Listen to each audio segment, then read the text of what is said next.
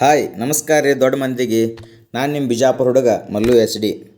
Suu from so ಈ ವರ್ಷದ block buster movie ಇದು. ಸೂ ಫ್ರಮ್ ಸೋ ಅಂದ್ರೆ ಸುಲೋಚನಾ ಫ್ರಮ್ ಸೋಮೇಶ್ವರ ಅಂತ. ಮಸ್ತ್ ಸ್ಟೋರಿ ರೈಟನ್ ಮತ್ತು ಡೈರೆಕ್ಷನ್ ಬೈ JP ತುಮಿನಾಡ್.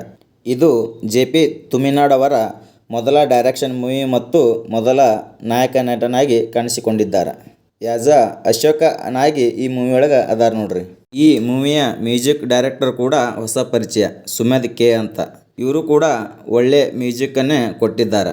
ಹೊಸ ತಂಡದಿಂದ ಹೊಸ ಐಡಿಯಾದೊಂದಿಗೆ ಈ ಮೂವಿ ಇಂಡಸ್ಟ್ರಿ ಹಿಟ್ ಆಗ್ಯದಂತ ಹೇಳ್ಬೋದು ನೋಡ್ರಿ. ಈ ಮೂವಿ ರಿವ್ಯೂ ಹೇಳೋದಾದ್ರೆ ಇಲ್ರಿ, ಡೈರೆಕ್ಟ್ ಹೋಗಿ ನಿಮ್ಮ ಹತ್ತಿರದ ಚಿತ್ರಮಂದಿರಗಳಲ್ಲಿ ಮೂವಿ ನೋಡ್ಬೋದು. ಇದು ಒಂದು ಪೈಸಾ ವಸೂಲಿ ಮೂವಿ ಅದ. ರೊಕ್ಕ ಕೊಟ್ಟು ಮೂವಿ ನೋಡಕ್ಕೆ ಹೋದವ್ರಿಗೆ ಏನೂ ಮೋಸ ಇಲ್ಲ ನೋಡ್ರಿ. 2 ತಾಸು 20 ನಿಮಿಷ ಫುಲ್ ನೀವು ನಕ್ಕೊಂತ ಇರ್ತೀರಿ. ಸೂ ಫ್ರಮ್ ಸೋ ಮೂವಿ ಸಕ್ಸಸ್ ಆಗಕ್ಕೆ ಪ್ರಮುಖ ಕಾರಣಗಳು ಏನಂತ ನೋಡೋಣ. ಅದಕ್ಕಿಂತ ಮುಂಚೆ ನಮ್ಮ ಯೂಟ್ಯೂಬ್ ಚಾನಲ್ ಇನ್ನ ಯಾರು ಸಬ್ಸ್ಕ್ರೈಬ್ ಮಾಡ್ಕೊಂಡಿಲ್ಲ ಸಬ್ಸ್ಕ್ರೈಬ್ ಮಾಡ್ಕೊರಿ.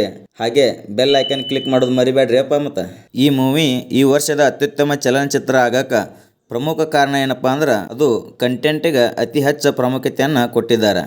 ಇಲ್ಲಿ ಒಬ್ಬ ಹೀರೋ ಅಂಥೇಳಿ ಆ ಹೀರೋಗೆ ಬಿಲ್ಡಪ್ ಡೈಲಾಗ್ ಕೊಡೋದಾಗಿರ್ಬೋದು ಅಥವಾ ಮಾಸ್ ಡೈಲಾಗ್ ಇಡೋದಾಗಿರ್ಬೋದು, ಹೀಗೆ ಇವ್ರು ಏನೂ ಮಾಡಿಲ್ಲ ಇಲ್ಲಿ. ಇನ್ನು ಪಾಯಿಂಟ್ ನಂಬರ್ 2 ನೋಡೋದಾದ್ರೆ ಸ್ಥಳೀಯ ಕಥೆಗಳಿಗೆ ಹೆಚ್ಚಿನ ಆದ್ಯತೆಯನ್ನು ನೀಡಿದ್ದಾರೆ. ಇನ್ನೊಂದು ಹೇಳಬೇಕಾದ್ರೆ ರೀಜನಲ್ ಬೇಸ್ಡ್ ಸ್ಟೋರಿ ಏನದವಲ್ರಿ, ಇಲ್ಲಿವರೆಗೂ ಜಾಸ್ತಿ ಯಾವೂ ಸೋತಿಲ್ಲ. ಆಲ್ಮೋಸ್ಟ್ ಎಲ್ಲ ಹಿಟ್ ಆಗಿದ್ದಾವೆ.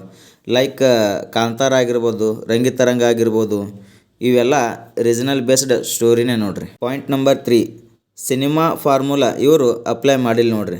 ಏನಪ್ಪ ಇದು ಸಿನಿಮಾ ಫಾರ್ಮುಲಾ ಅಂದ್ರೆ, ಒಂದು ಮೂವಿ ಅಂದ್ರೆ 3-4 ಫೈಟ್ಗಳು ಇರಬೇಕು, ಒಂದು ಐಟಮ್ ಸಾಂಗ್ ಇರಬೇಕು ಮತ್ತು ಕ್ಲೈಮ್ಯಾಕ್ಸ್ನಾಗ ಸ್ವಲ್ಪ ಎಮೋಷ್ನಲ್ ಡ್ರಾಮಾ ಇಡಬೇಕು.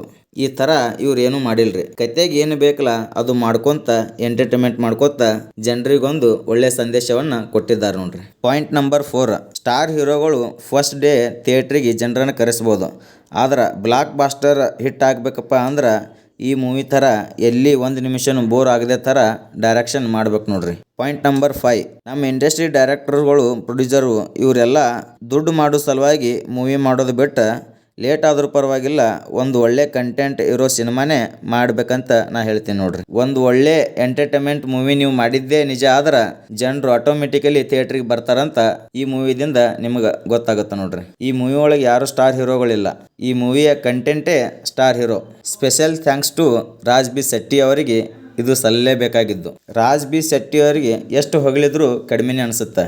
ಯಾಕಪ್ಪ ಅಂದ್ರೆ ಒಂದು ಹೊಸ ತಂಡ ಅದ, ಎಲ್ಲ ಹೊಸ ಮ್ಯೂಸಿಕ್ ಡೈರೆಕ್ಟರ್ ಆಗಿರ್ಬೋದು, ಮೂವಿ ಡೈರೆಕ್ಟರ್ ಆಗಿರ್ಬೋದು, ಎಲ್ಲ ಹೊಸಬರೇ. ಅವ್ರಿಗೆ ಸಾಥ್ ಕೊಡೋದೈತಲ್ಲ, ಅದು ಒಬ್ಬ ಕಾಮಿಡಿಯನ್ನಾಗಿ ಬಂದು ಅದ್ಭುತ. ಅವ್ರಿಗೆ ಒಂದು ಹ್ಯಾಟ್ಸಪ್ ಹೇಳಲೇಬೇಕಾದ ವಿಷಯ ಇದು.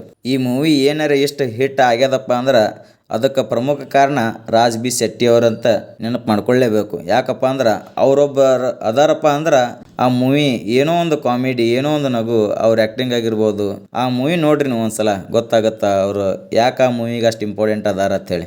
ಎಲ್ಲ ಕನ್ನಡಿಗರು ಥಿಯೇಟ್ರಿಗೆ ಹೋಗಿ ಮೂವಿ ನೋಡ್ರಿ ಅಂತೇಳಿ ನಾ ಕೇಳ್ಕೊತೀನಿ. ಈ ವಿಡಿಯೋ ನಿಮಗೆ ಇಷ್ಟ ಆದ್ರೆ ಈ ವಿಡಿಯೋಕ್ಕೆ ಒಂದು ಲೈಕ್ ಕೊಡೋದು ಮರಿಬೇಡ್ರಿ. ಹಾಗೆ ಸಬ್ಸ್ಕ್ರೈಬ್ ಮಾಡ್ಕೋರಿ ಮತ್ತು ಬೆಲ್ ಐಕನ್ ಮೇಲೆ ಕ್ಲಿಕ್ ಮಾಡಿರಿ. ಧನ್ಯವಾದಗಳು.